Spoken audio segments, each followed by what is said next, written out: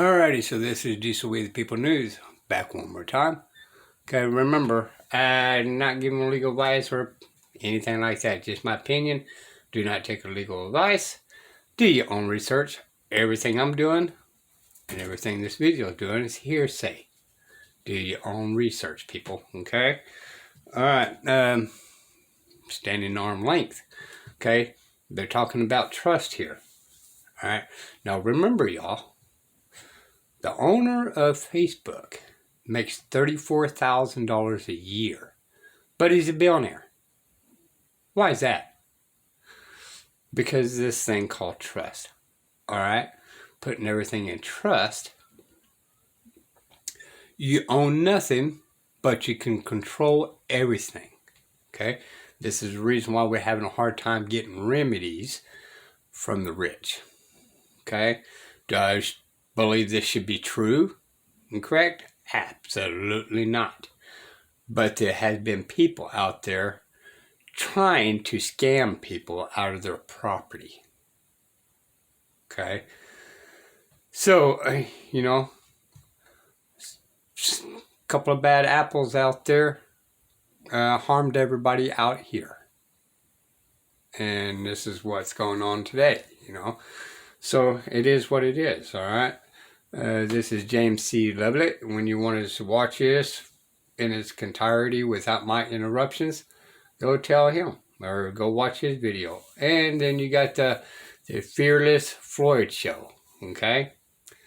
Go to his YouTube channel, okay?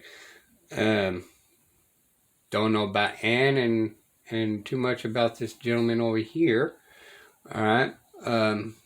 Kevin, okay? So, and others on here, okay? The only two I know is about them, James and Lovett. All right, let's proceed forward. I'm still standing arm length, okay? You're going to want an irrevocable trust. Then you're going to want some express trust for your vehicles and stuff like that, because you don't want your vehicle in your regular trust in case it's a liability. So yeah, you're going to have to open up several different trusts and different capacities to hold on to this stuff.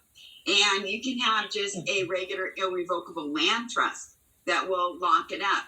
So if we leave it as irrevocable, then they're looking at it as something you can terminate anytime you want. And it's an extension of your person. But if we make it irrevocable, it means that you will find two trustees outside of your immediate family to run it.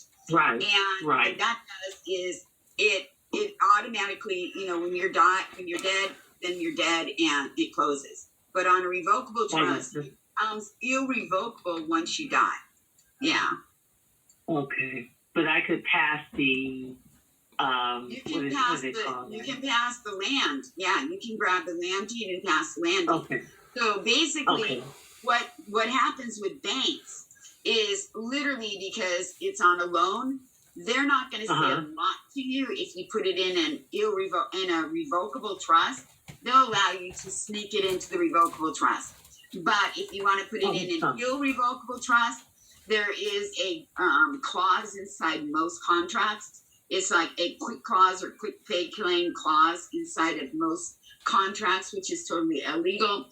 What it'll do is it'll facilitate the final payments of your home and literally push you to pay off the balance of your home quickly. So it might have to go into it might have to go into an irrevocable trust first if you want to get it out. Yeah. I'll do that. Is there can I prepare this trust or do I need an attorney? If I had an example. Oh, no. Join the trust class. We got all the documents done. Got that covered. Got that covered. I'll join that today.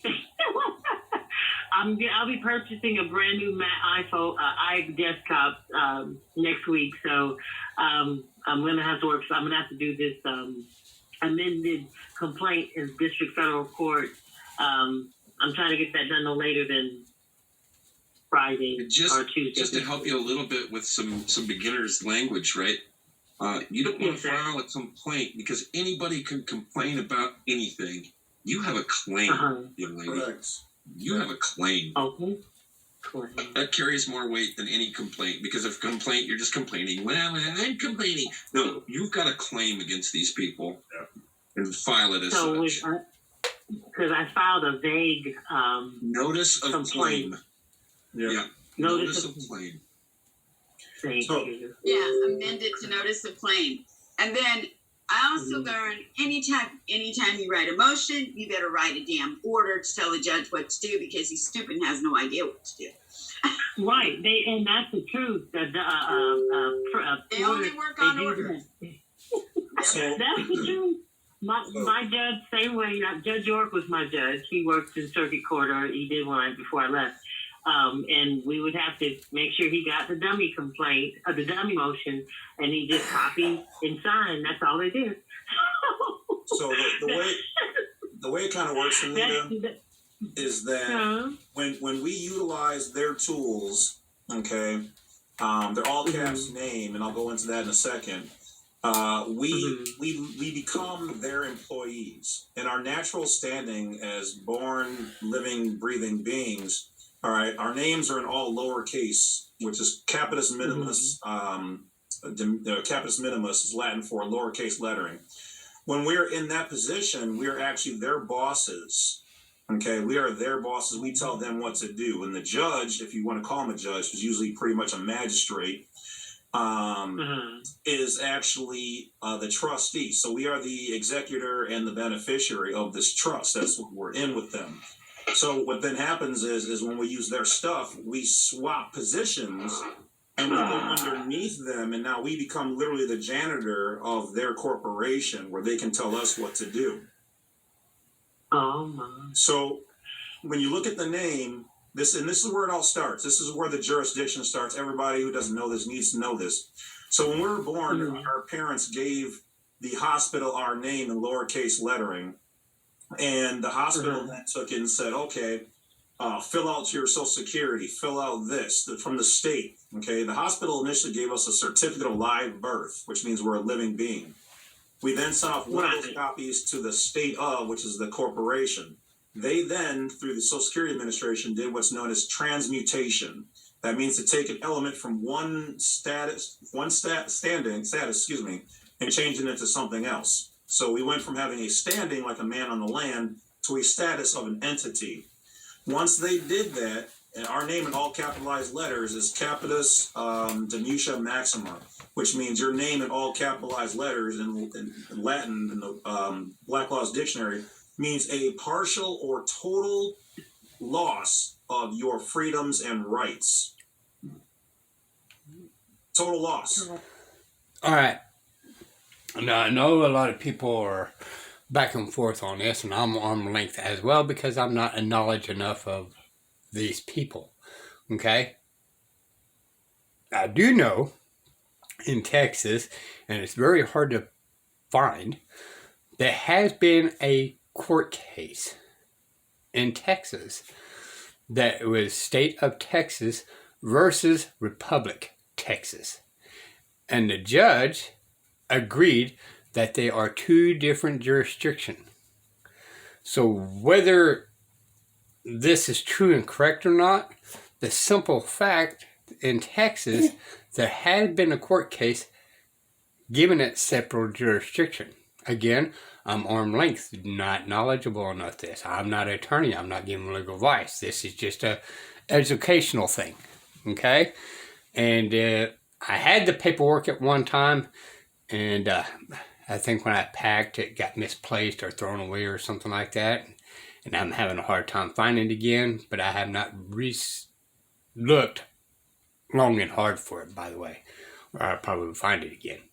But that being said, there has been in Texas, for Texans out there, okay? Quit saying you are a Texas and use Texan. You are a Texan. Your state on the Republic Texas, okay? So you're a Texan. All right. Well, where you live?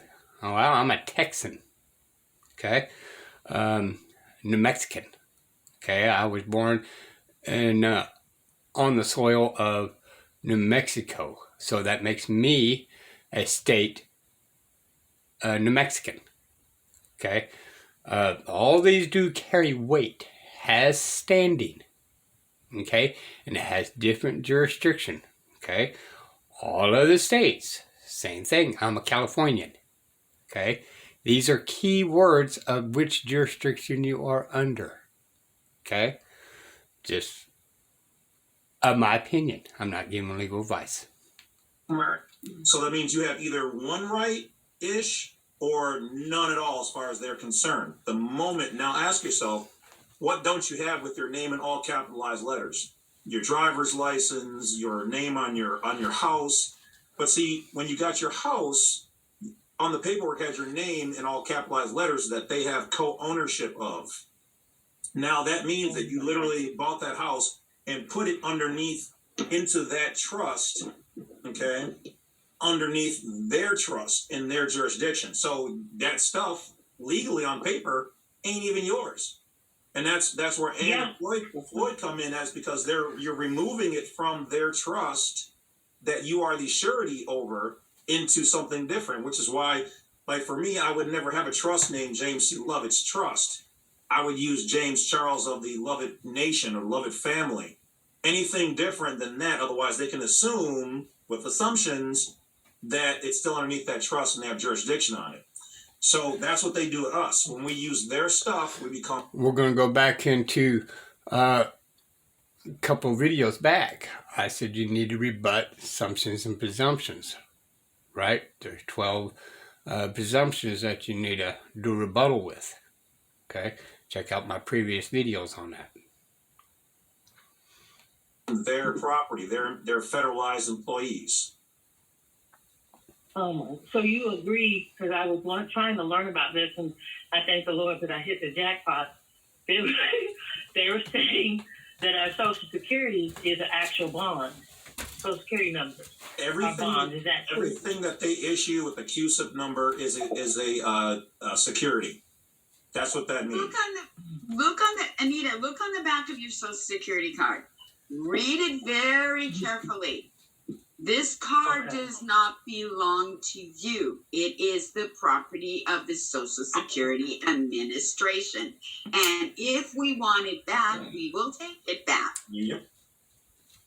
Oh my God. That card, the card physically itself, the name on the card and the number are not ours. We are they want to make us the responsible surety over it.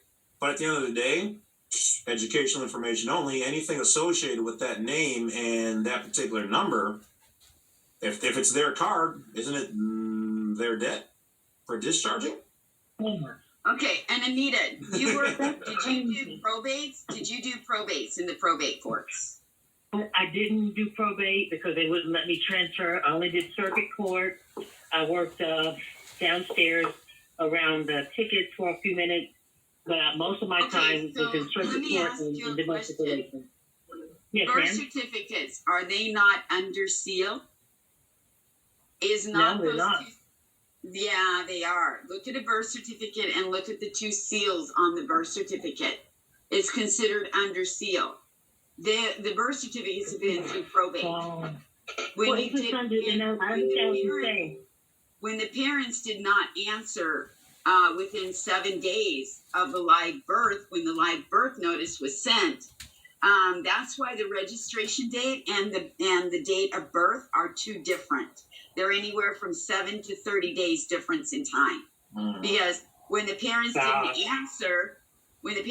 answer and go to the registrar's office and literally fill out their own paperwork, whatever they got from the hospital was considered a dead entity because nobody claimed it. So immediately goes to the circuit court, probate court, and birth certificates becomes under seal.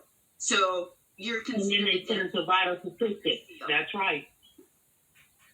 Yeah, to register means to abandon. That's what their books say. Registering anything means you're abandoning it. So we were abandoned. So when we were at the hospital, we got the initial. Oh my God. We got the initial born on date form, if you want to call it that, with the baby feet print on there. but they don't want us to have Right. it, so they offer us, our parents, oh, we can buy it for $100 or $200. Parents go, no, I don't want that. Just I want whatever is free. The hospital then keeps that. That goes up the line to a company called Unidroid, and from Unidroid it goes to the Vatican, so that the Pope can say, look at all these souls we have brought you, because where do they ink you at? The soles of your feet.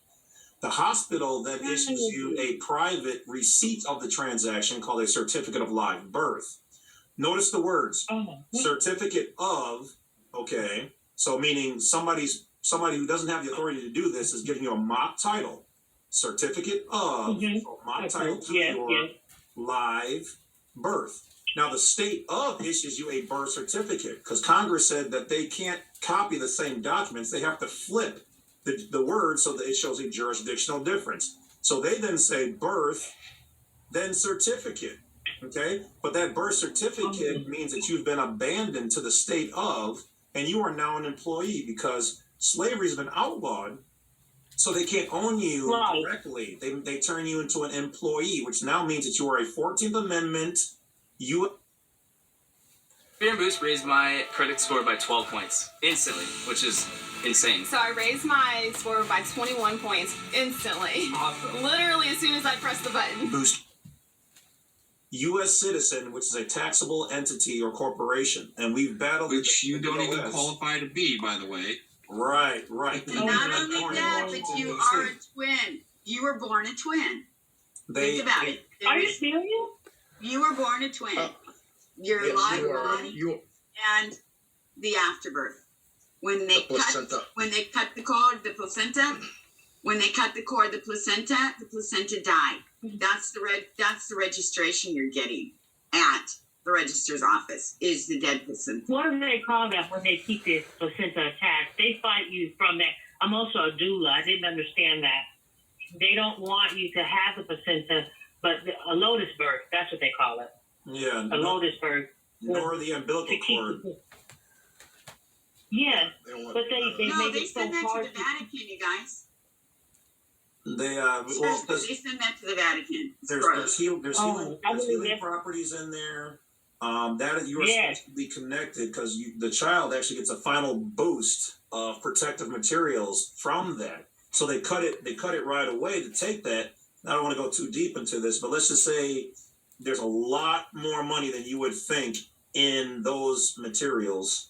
And Well, I thought of that when you said the twin and the placenta. yeah.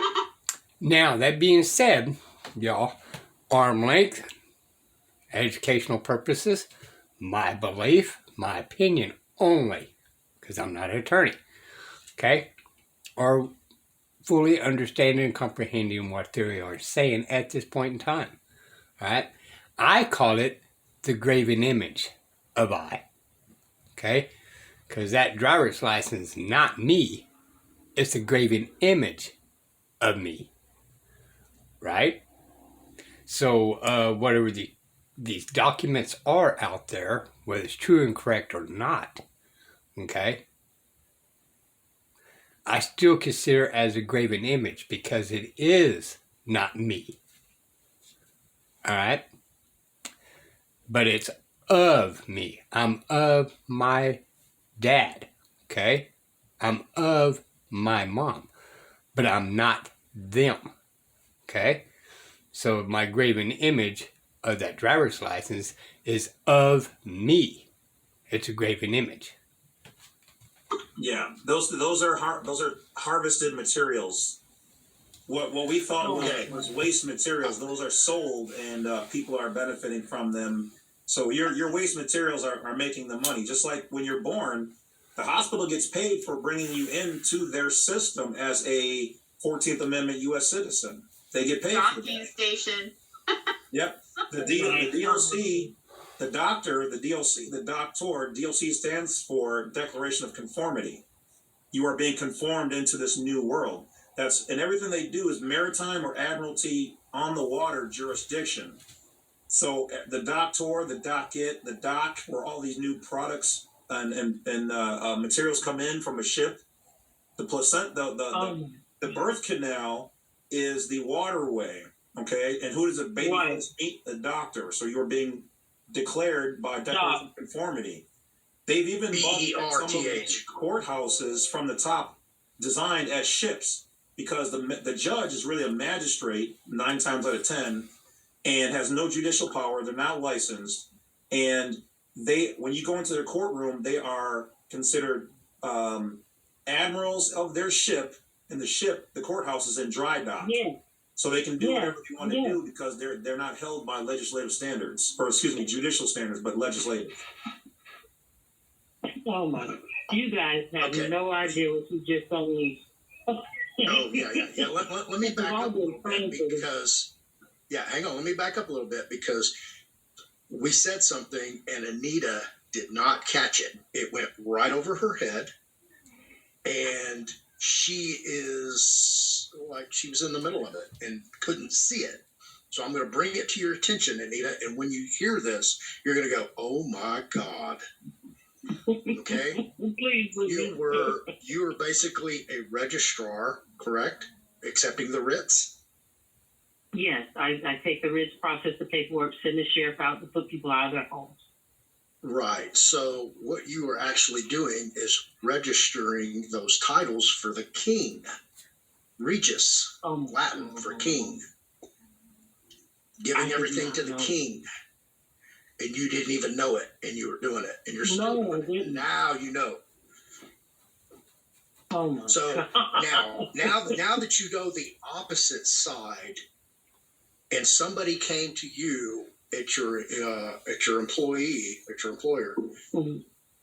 Mm-hmm.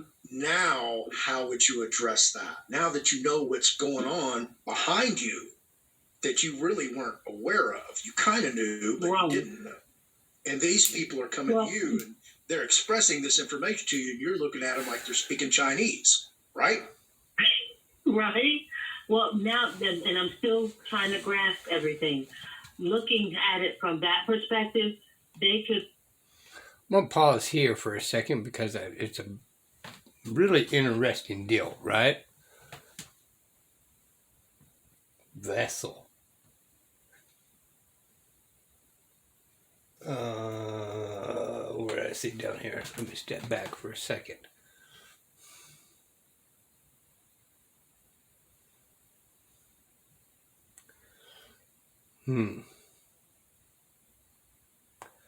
Well, I've seen it somewhere else, and I pointed that one out. Okay. Now, the Vatican, there we go. By blood vessels. Vessels. All right. Vatican said under the 1666 Act, the whole earth is a vessel. Now, the United States of America, back allegedly, the people went up into the moon, looked down on Earth. And one of the men on the ship looked down and said, "Oh my goodness, Earth is a vessel." All right? So they adopted it in the United States as Earth being a vessel, which the King Vatican, or the Vaticans, are acclaimed vessels, blood vessels. All right. So anyway, now that being said, it's educational purposes only. It's my opinion, but it's for y'all to research and find the directions you want to pull. Okay? Remember, if you look at the definition, humans, right?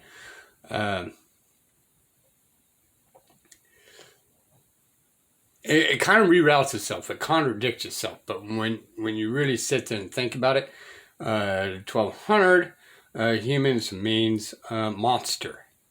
But we keep saying we're humans. Okay?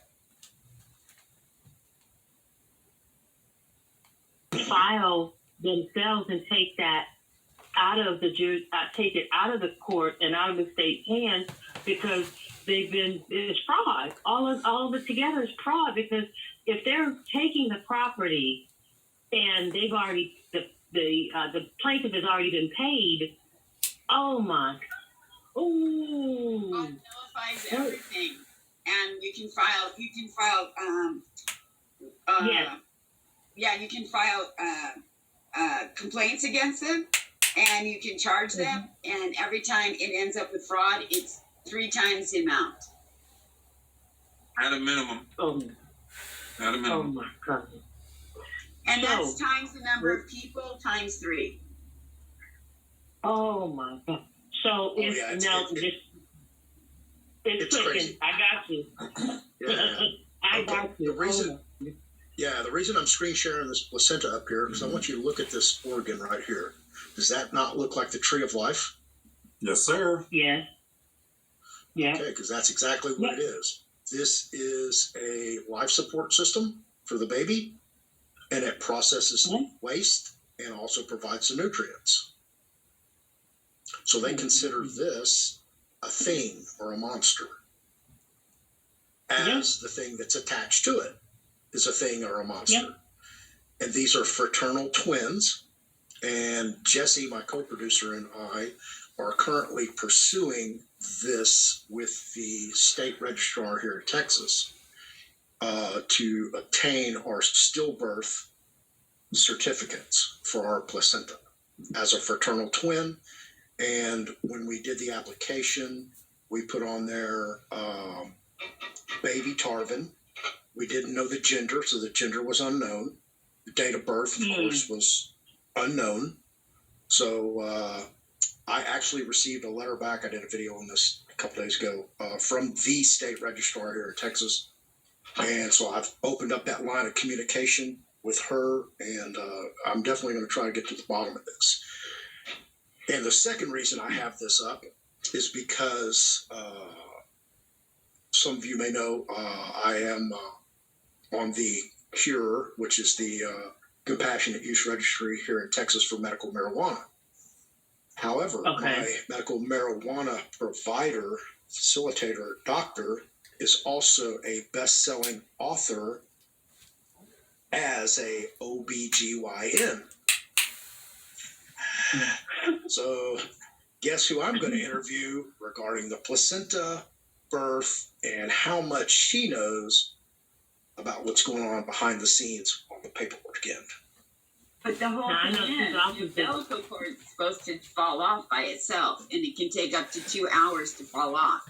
And it keeps the baby's life support system so you don't shock the baby into trauma when you force the baby to breathe. When the umbilical cord falls off by itself, the baby starts breathing naturally.